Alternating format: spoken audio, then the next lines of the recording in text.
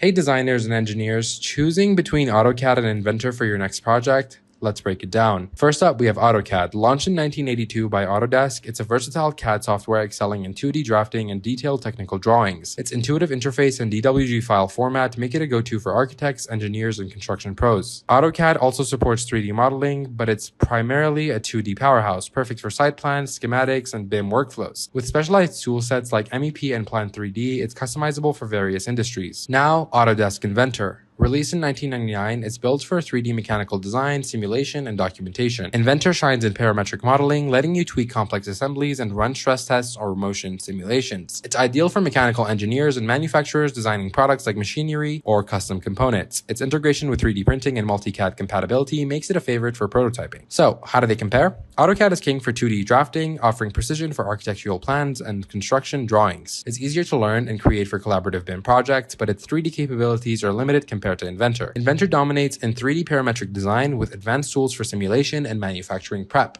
It's more complex, but perfect for intricate mechanical systems. AutoCAD suits architects and general drafters. Inventor is better for mechanical engineers and product designers. Bottom line, pick AutoCAD for 2D versatility or Inventor for 3D mechanical precision. Need both? Many pros use them together. Which one's your pick? Let us know below. Don't forget to like, share, and subscribe if you enjoyed this video, and I'll see you in the next one.